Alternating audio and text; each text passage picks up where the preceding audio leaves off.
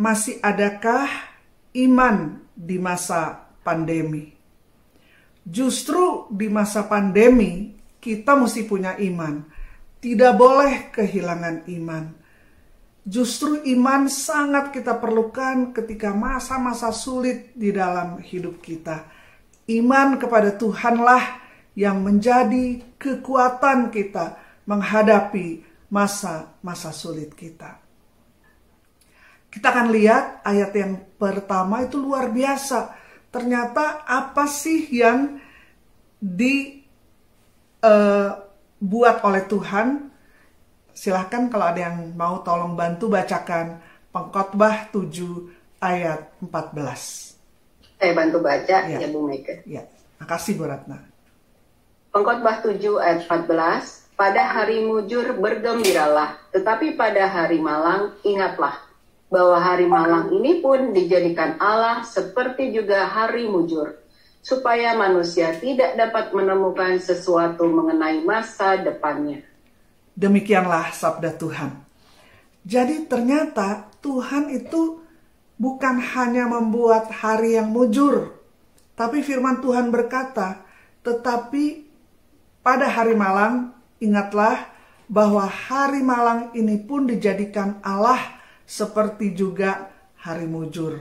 Kita bukan cuma mengalami hari malang, ini udah tahun malang hampir 2 tahun. Kita mengalami tahun yang malang karena pandemi. Kenapa Tuhan izinkan ada kemalangan ini? Ada hari, minggu, bulan, tahun yang malang.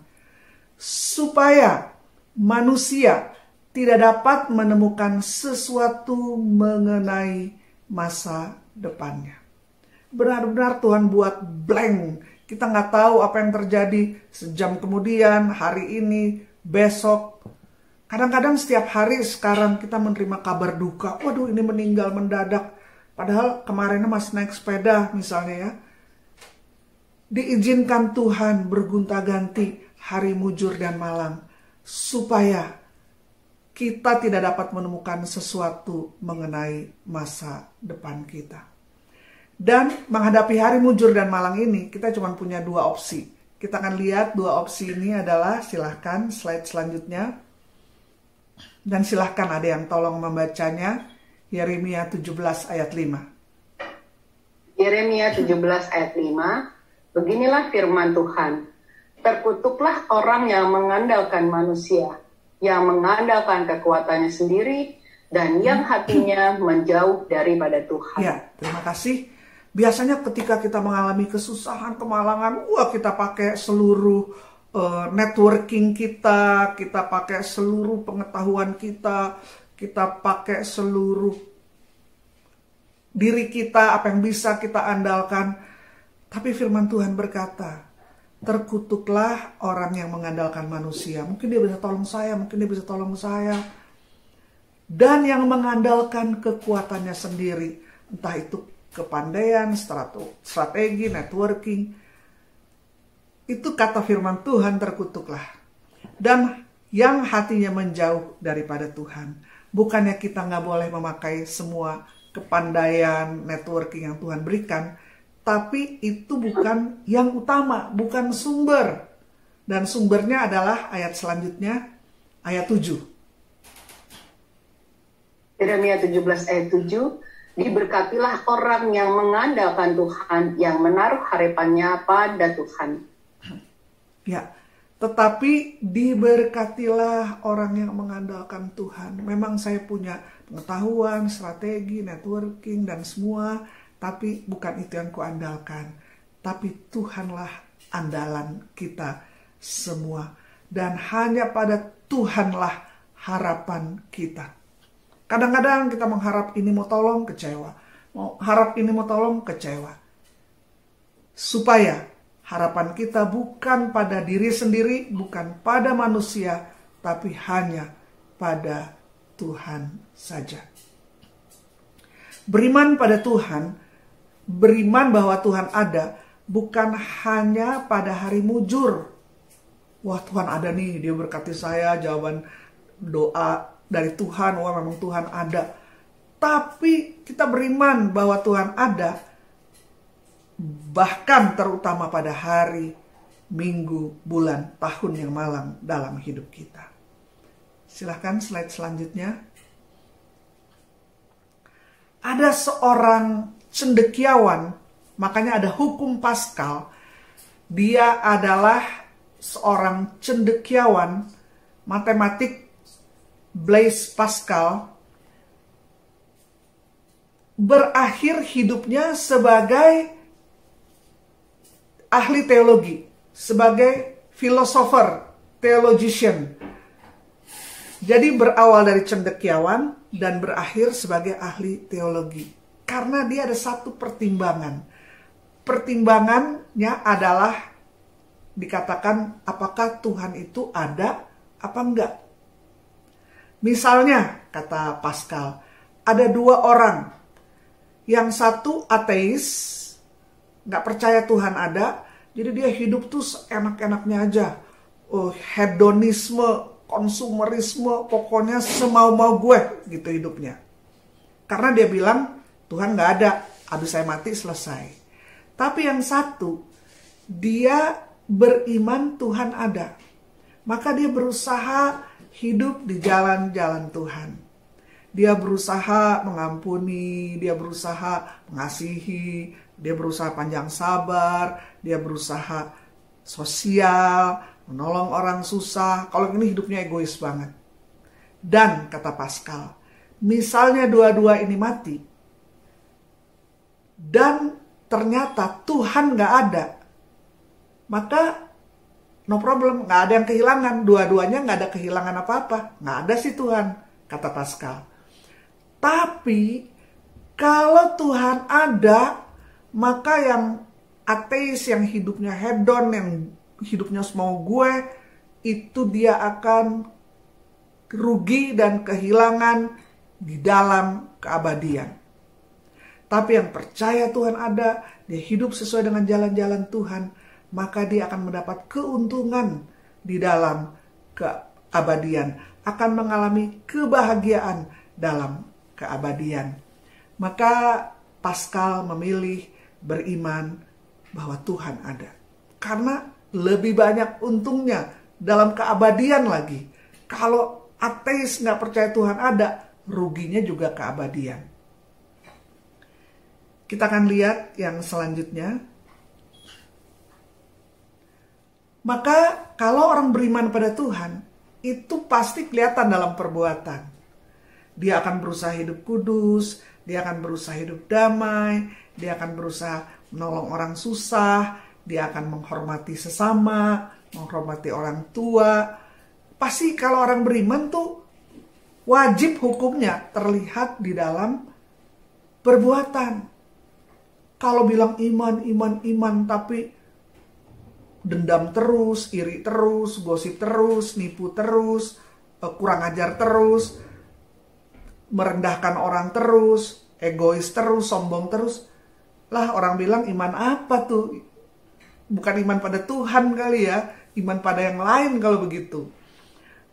Maka firman Tuhan Yakobus 2 ayat 17 mengatakan, demikian juga halnya dengan iman. Jika iman itu tidak disertai perbuatan, maka iman itu pada hakikatnya adalah mati. Kadang-kadang saya pelayanan di beberapa tempat ya, saya bilang jika iman tidak disertai perbuatan adalah, ada yang bilang sia-sia. Padahal bukan sia-sia, malah mati kata firman Tuhan. Jadi iman itu hukumnya wajib disertai dengan perbuatan. Pada pandemi ini, kita dianjurkan untuk 5B. Maaf 5M ya. Slide selanjutnya silakan. 5M kita semua tahu, yaitu memakai masker, mencuci tangan, terus menjaga jarak, menjauhi kerumunan, mengurangi mobilisasi. Dan ada seorang uskup berkata selain 5M supaya kita kuat, jangan lupa 3B katanya. 3B. Apakah 3B itu? Pertama adalah berdoa. Jangan lupa, selain 5M, 3B, 3B pertama adalah berdoa. Karena doa orang yang benar, bila dengan yakin didoakan, sangat besar kuasanya. Di dalam doa, kita serahkan semua masalah kita dan kita fokus kepada Tuhan yang lebih besar daripada semua masalah dan sanggup menjadi solusi, menolong, menyelamatkan apapun masalah kita. Maka kita mesti banyak berdoa. Orang yang rendah hati, yang mengandalkan Tuhan, dia itu banyak berdoa, minta nasihat Tuhan, minta pertolongan Tuhan. Karena dengan kekuatannya sendiri nggak mampu, terbatas. Maka kita datang kepada Allah yang tidak terbatas untuk menolong kita dengan caranya dan pada waktunya. Yang kedua, B kedua adalah bersyukur. Firman Tuhan mengatakan mengucap syukurlah dalam segala hal. Mau hari mujur, hari malam, apapun juga. Firman Tuhan berkata, mengucap syukurlah dalam segala hal. Sebab itulah yang dikehendaki Allah di dalam Kristus Yesus bagi kamu. Orang yang berbahagia adalah orang yang bisa bersyukur untuk hal-hal yang sederhana, hal-hal yang kecil dalam hidup sehari-hari. Itu dia akan berbahagia. Karena kalau dia lihat bunga mawar, dia bukan lihat duri-durinya, tapi yang dia lihat adalah keindahan bunga mawar dan wanginya bunga mawar. Hati-hati, ada orang, saya sih kelemahannya cuma suka ngomel, cuma suka mengeluh, suka berkeluh kesah, suka komplain. Hati-hati dengan dosa komplain, ngomel. Karena apa? Jutaan orang Israel terbunuh di padang pasir ketika mereka dipimpin Musa melewati gurun pasir jutaan orang. Mau ke tanah perjanjian, mereka tuh suka komplain, suka ngomel. Nggak enak Tuhan, bosen nih, menu makanannya 3 kali sehari cuma roti mana aja turun dari langit. Kita teringat akan daging Tuhan, teringat akan seledri dengan bumbu-bumbunya di Mesir. Aduh, lebih enak di Mesir Tuhan. Tahu sengsara begini, mendingan kita mati aja di padang gurun. Complaining terus hari demi hari. Tuhan udah buat mujizat, masih aja kurang. Tuhan itu maha kuasa, tapi Tuhan tidak maha sabar. Kalau Tuhan maha sabar, nggak ada neraka. Sabar. Tapi Tuhan ada batas kesabaran. Ketika mereka terus-menerus tidak percaya, tidak beriman, terus-menerus komplain kepada Tuhan, ngomel, bersungut-sungut, berkeluh kesah, mengeluh, mendingan kita mati di padang gurun Tuhan. Maka kata Tuhan, oke, kalau kamu terus-menerus begitu, jadilah sesuai dengan imanmu, matilah semua di padang gurun.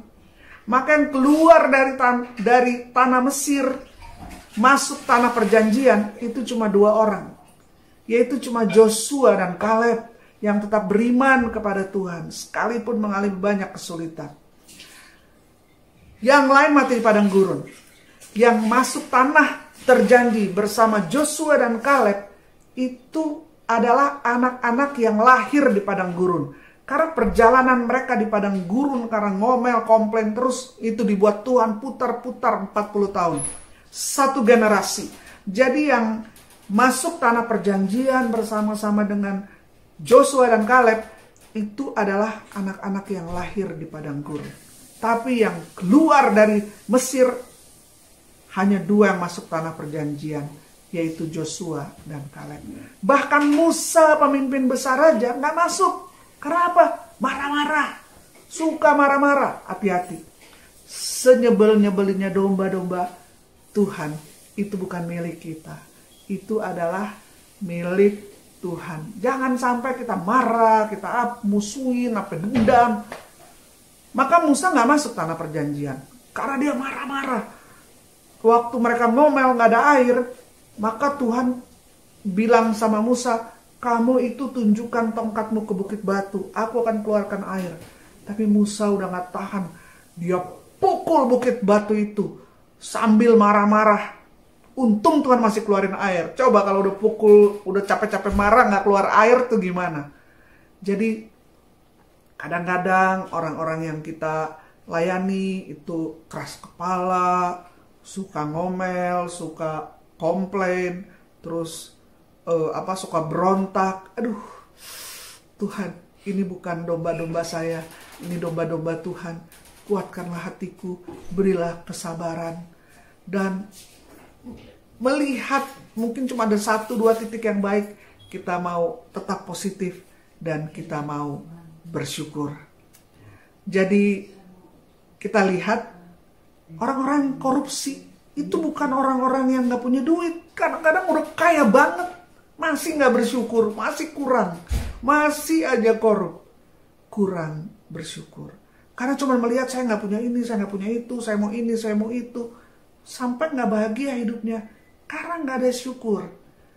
Kadang-kadang karena kita mau mengejar yang kita gak punya, kita kurang bersyukur dan kurang menghargai apa yang kita punya. Kadang-kadang kita bersyukur ketika kita kehilangan. Ketika kita kehilangan. Ada keluarga, dia punya 3 anak. Keluarga saya punya 3 anak.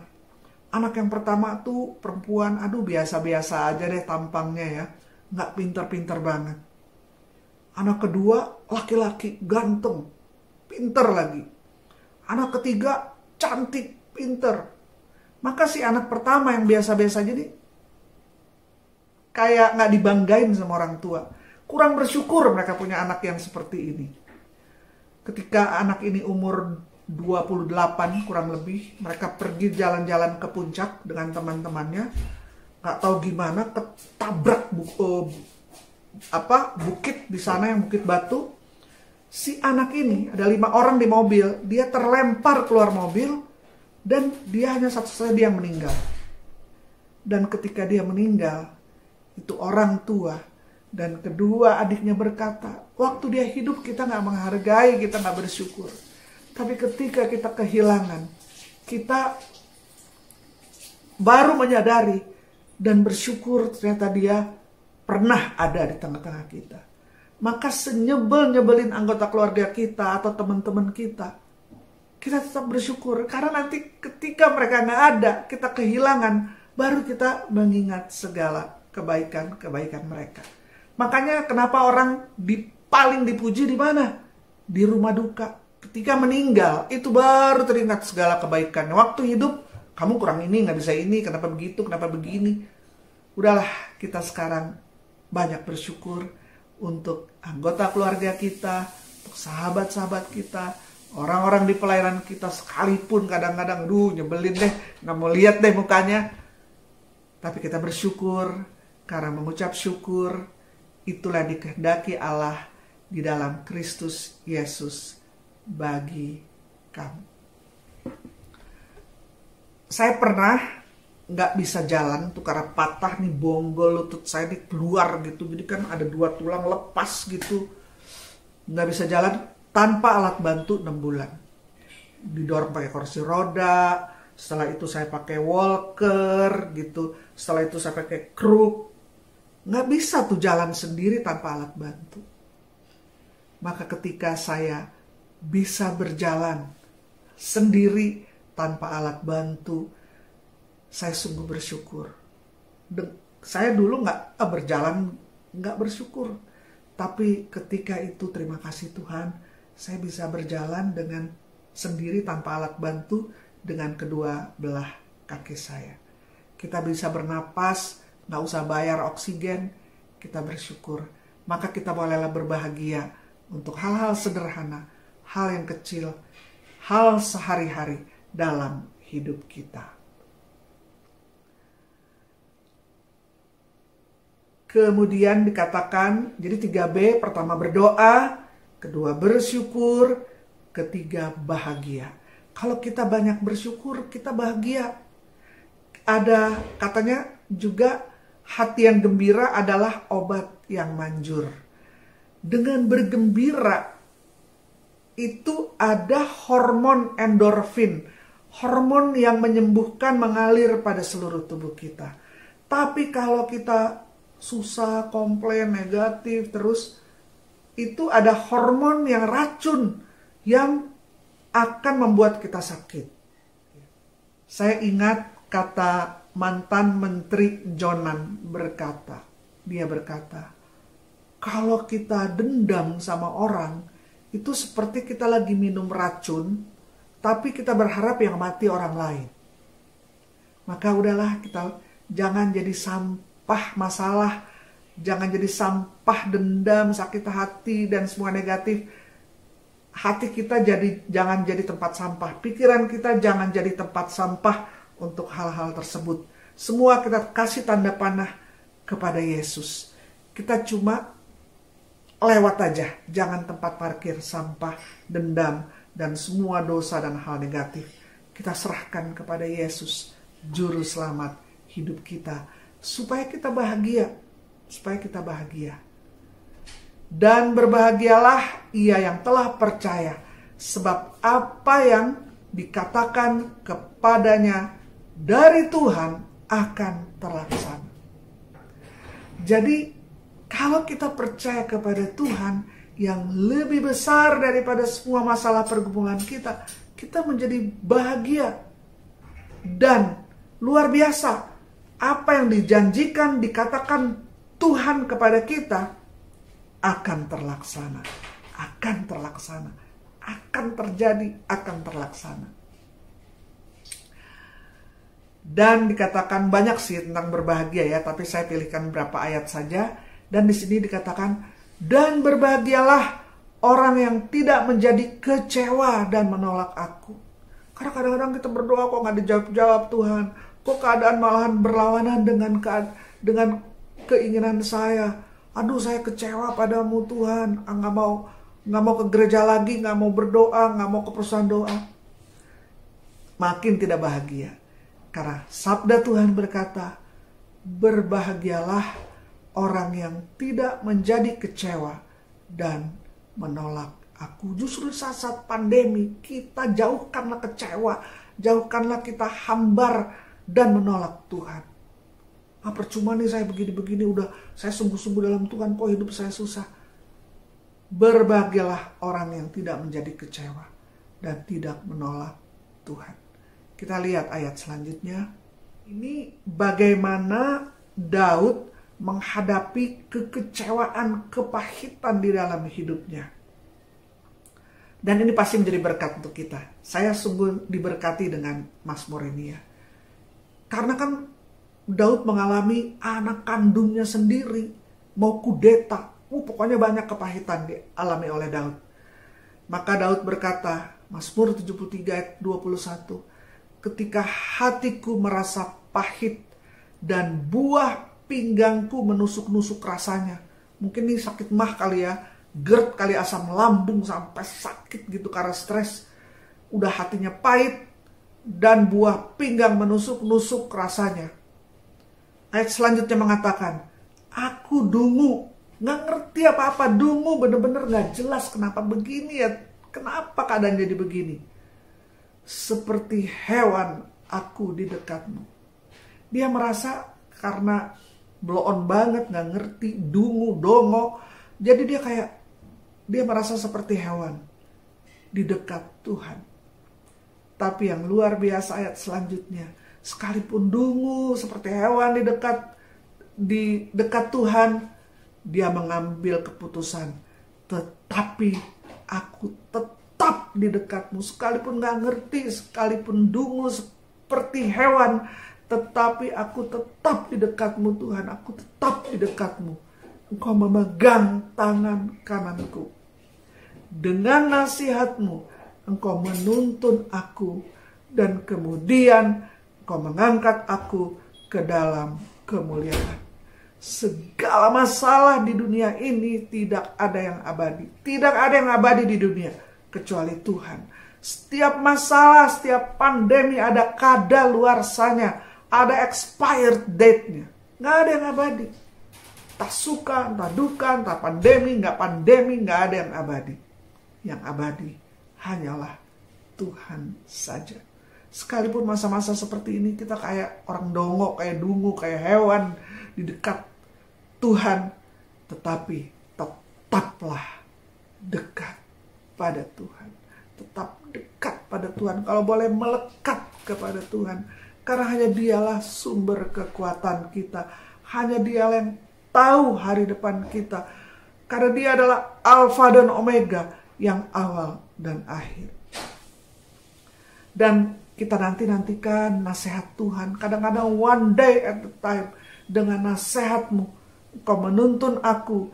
Dan kemudian kau mengangkat aku ke dalam kemuliaan. Berbahagialah orang yang menanti-nantikan Tuhan.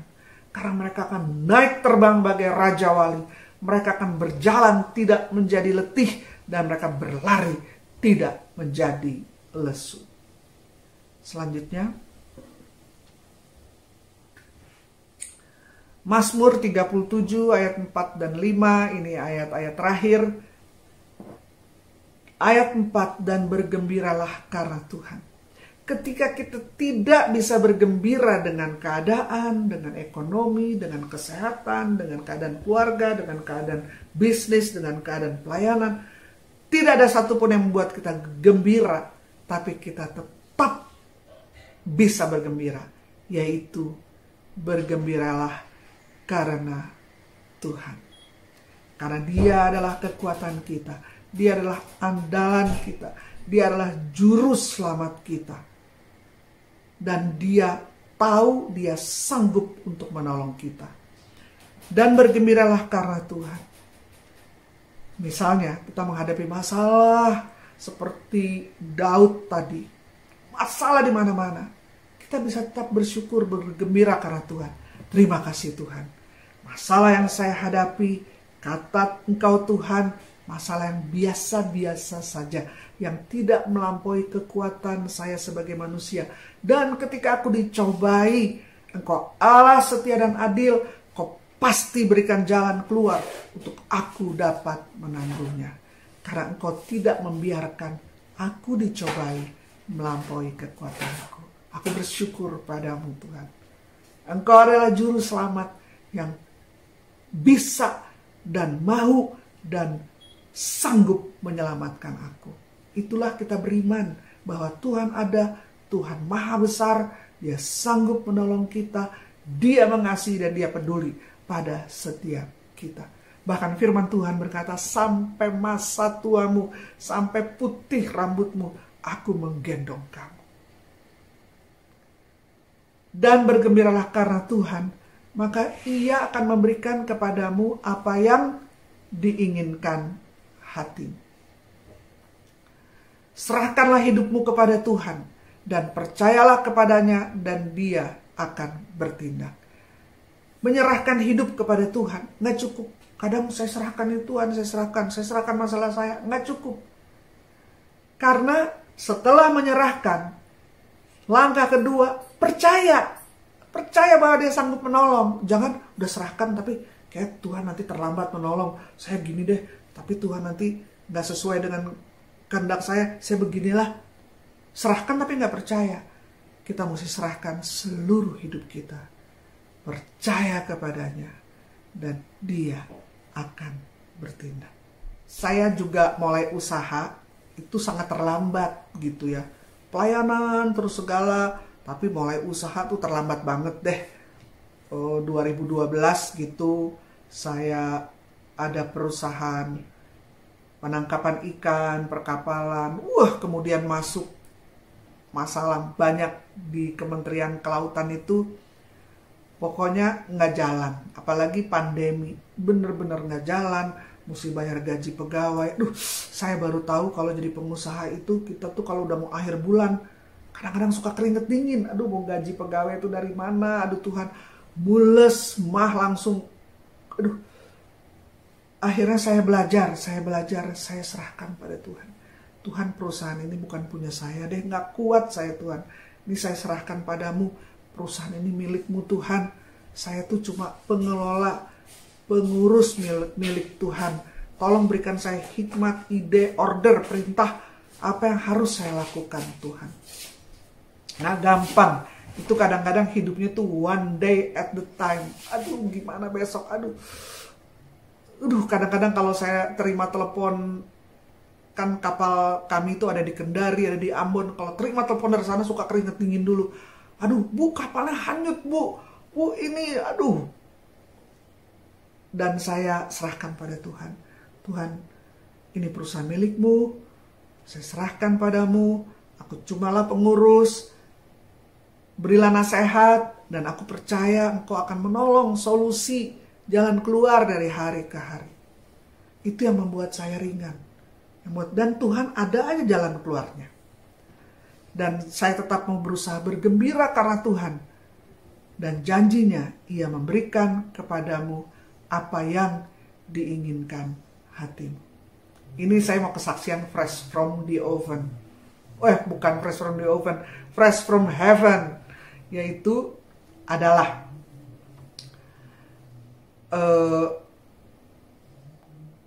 saya tuh udah lama banget kepingin ke Alaska. Apalagi kalau diberi kesempatan Tuhan melihat aurora. Aduh kepingin ke Alaska Tuhan, kepingin.